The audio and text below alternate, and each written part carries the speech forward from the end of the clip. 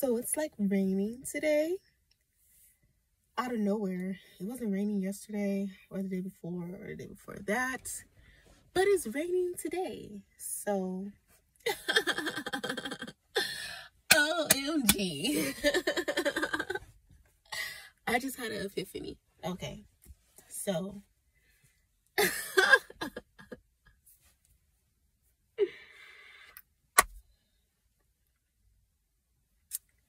it's a wonderful day.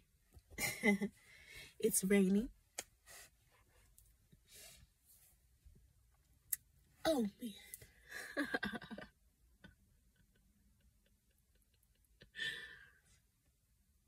Wow.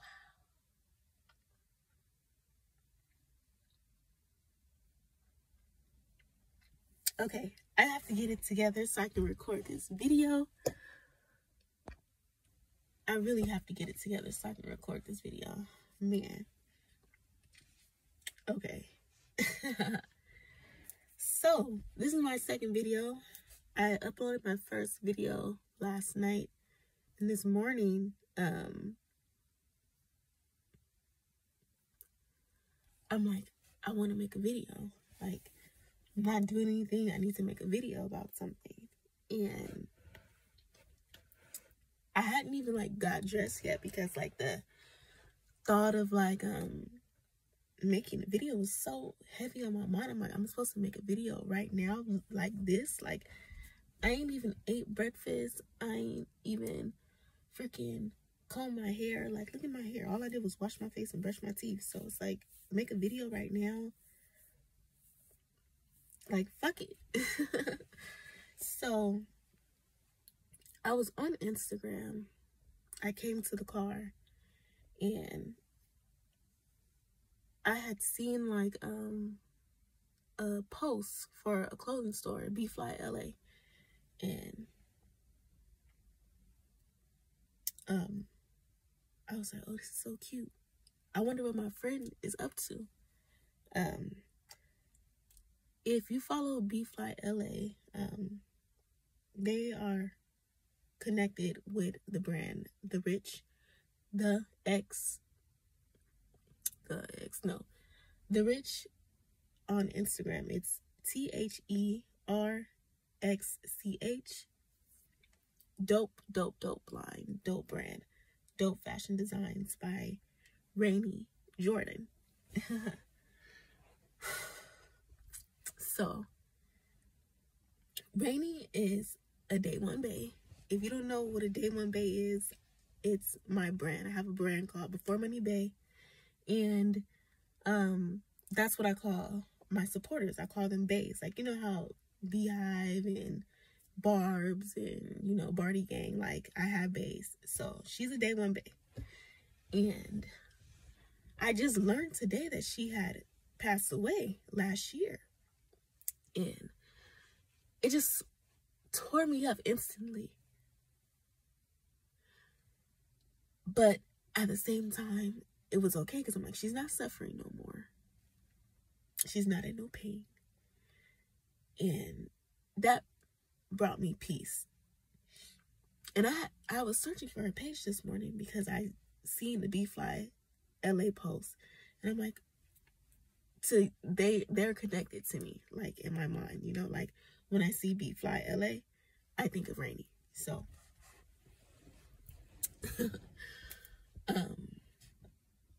I couldn't find her page, and it was like irritating me because it's like, oh, the only reason I couldn't find her page is because Instagram keeps disabling my accounts because, you know, they've been on this binge where they're like disabling a lot of accounts. So I could not find her page. It was making me so upset because I'm like, I'm so tired of them like disabling my accounts because it makes it so hard to find people.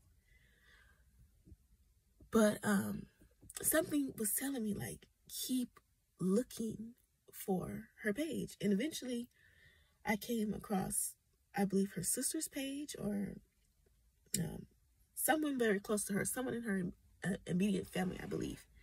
I came across their page. They're also a fashion designer, Kay Samira.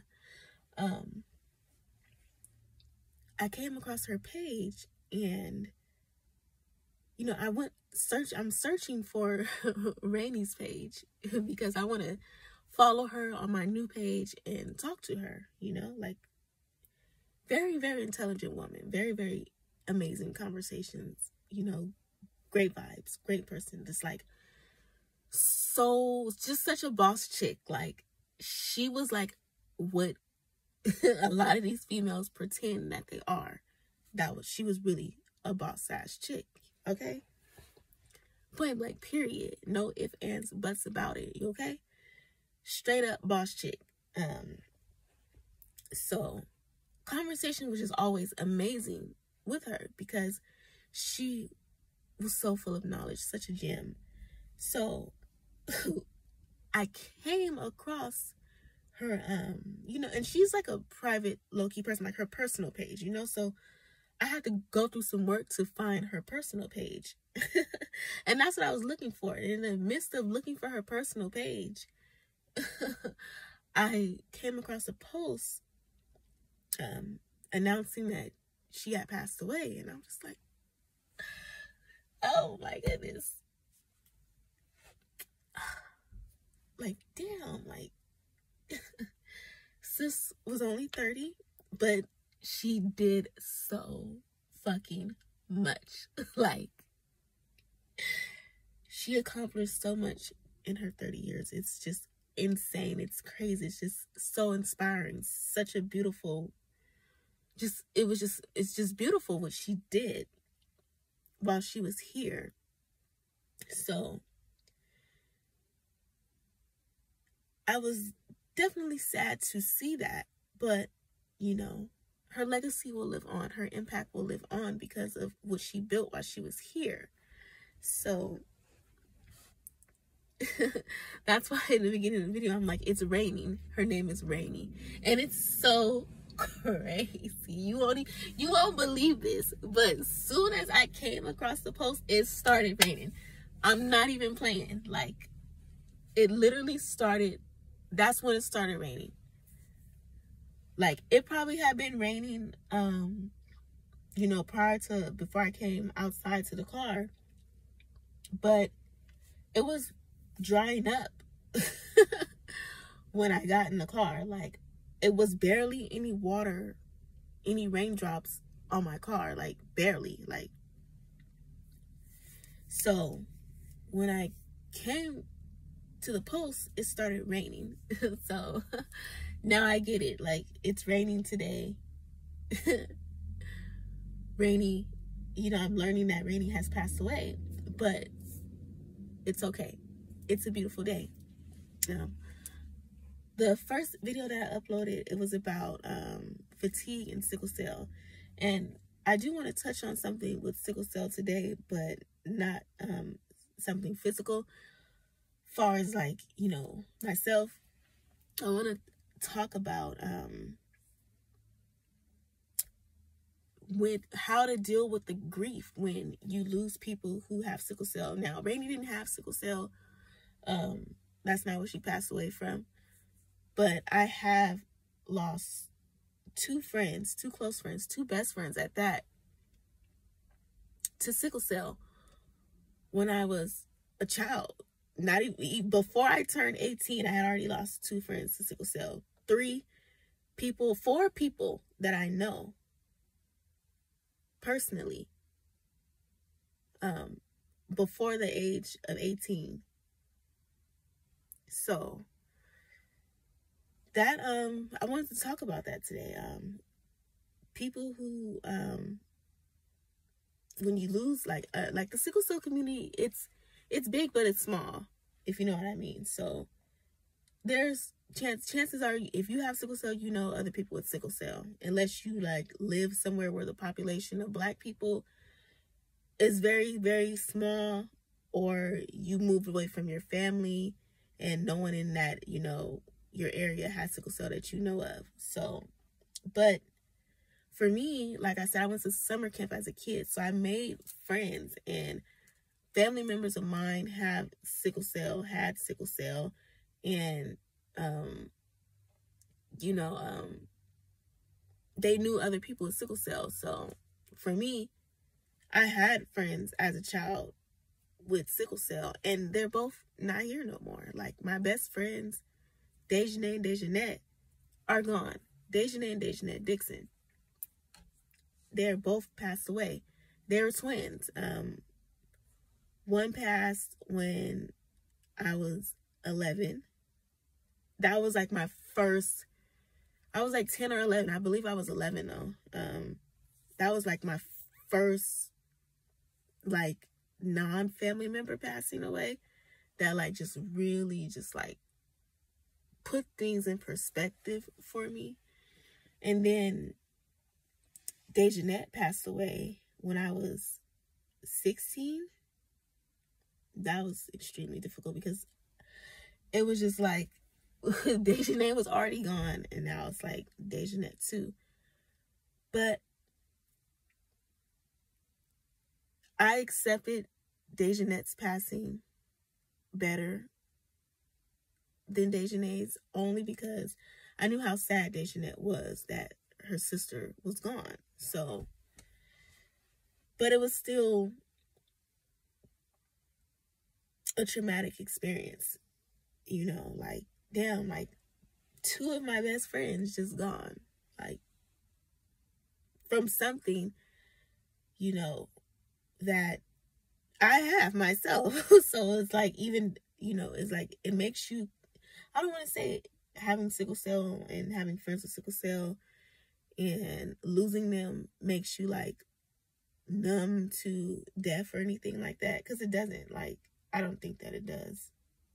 But it definitely taught me early what death is, because it's not like they weren't killed by like, you know, a straight bullet, or, you know, they didn't get hit by a car, they didn't, you know, get, you know, die in a car crash, did nothing like that. Like, they literally passed from complications from sickle cell. So it's just like, damn, you think about things differently when things like that happen to you. And I've also lost family members, a cousin and an aunt. My auntie Sonoma and my cousin Tia, they both had sickle cell and both have already passed on. And, you know,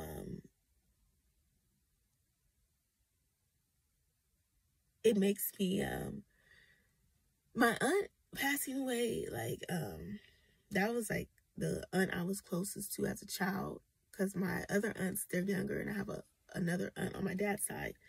But like, far as my mom's sisters, that was the aunt I was closest to. She was closest to my mom in age out of the girls. So we spent a lot of time together. So we were extremely close. And she had, her sickle cell was a bit more, it was not a bit. She had more complications than me. She had, you know, a harder time with her sickle cell. So when she passed away, yes, of course, I was extremely sad, but she wasn't suffering anymore. So that brought me peace. Same with my cousin. She wasn't suffering anymore. You know, when you have sickle cell, a lot of times, you know, are suffering. Like, and I know people don't want to, like, probably look at it like that, or be like, oh, that's negative. Like, don't think about it. Like, no. Like, you know, some people, they suffer because maybe they're not meeting their financial goals. Like, they're not as financially stable and secure as they like to be. So, you know, it's like suffering being broke. Or they're trying to lose weight because, you know, they're on the borderline of being obese or something, you know, like they're suffering in their health, you know. Sickle cell is just like that. Like, it's another suffering. But I feel like it's a difference, because with your weight, if you're suffering with your health because you're, you know, overweight, you could diet, you could exercise, and you will lose weight. You can even get no, you shouldn't be getting gastric bypass surgery if you're almost obese. Like, you just need to get your ass in the gym and eat right. I'm sorry, you do. Like, if you're not I don't even know what the qualification is. I think you have to be under a certain weight to get gastric bypass, right? But if you're not at those points, then, and you can prevent having to get that type of surgery, please get in the gym. Please get on the diet. Like, if I gotta start making I'll make some workout videos and upload them, because for one, I know if you watch my first video, then you know that exercise is promoted in moderation. I want to put that out there too, because it is a lot of times promoted in moderation if you have sickle cell, but it is promoted far as like pain management and being healthy. So yes, I work out. I'm not saying that I'm just in the gym every single day. Nuh-uh. But I do keep a workout schedule for the most part, simply because I've been told how important and how much it can be a benefit. So for so many years of my life, it's like working out is like it's already ingrained in me. Like, before I had kids, working out, the importance of working out and eating decent has been ingrained in me since a child. Like, I didn't like start getting into working out and eating right as an adult.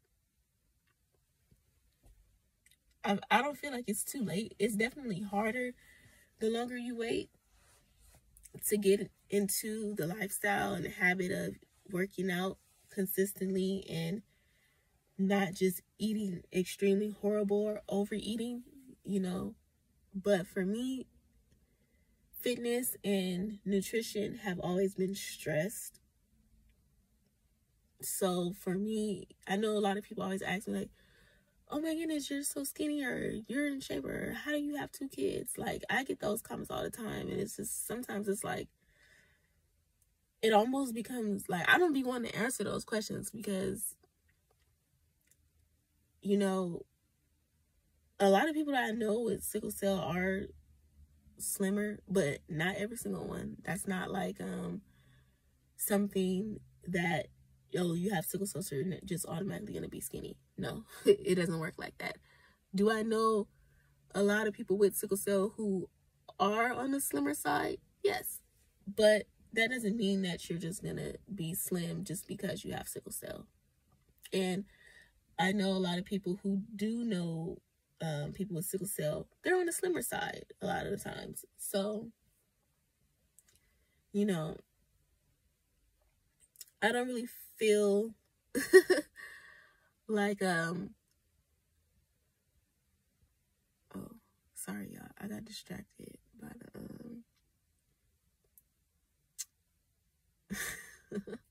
I got distracted by the water meter checker, because he keep looking back at me in the car. But yeah, so like working out and eating out decent is just my lifestyle. It just is. Like, I feel weird if I don't work out, or if I like overeat and like do no type of workouts. Like, it just feels weird to me. Like, I don't want to get fat as well, you know, because I do have 2 kids and I am, you know, in my 30s. Like, I don't want to get fat, and I never wanted to get fat. Just to keep it real. So working out and eating right is something that I'm gonna do. So yeah, like I was saying, if you suffering and you can work out and eat right because you suffering with your weight, you can change that. Like, it's guaranteed results. Like, you for sure can lose the weight. If you're financially unstable, you can become financially stable if you put in the work. If you're suffering with sickle cell, you're just suffering. You know, like, it's different. It's a different type of shit going on. Like, it's like For some, it's every fucking day. Like, imagine just like physical pain every day for as long as you can remember. Like, it's one of those types for a lot of people. For some, it's like, oh, maybe once a month, or maybe every couple months, or maybe once a year for some. For some, it's like that. Everyone is different. But there's other side effects that could be daily, like I discussed on the last video, fatigue. But so what I think about the ones that I know with sickle cell that have passed on, like, yes, I'm sad, but I'm okay with it. I can find peace in it because there's no more suffering for them. And, you know, I also sympathize and empathize deeply with others who have, you know, been suffering by the way of diseases. It's tough. You know, some shit just get to the point where it's just like, damn, like, you just can't. And, whew. My heart goes out to Rainey's family, and my condolences, because like, I was really sad to see that she had passed away. I just knew she was gonna pull through and just keep creating that dope ass shit that she was making. Like, I just knew that, you know, it was more to come. But I'm happy that I got to talk to her.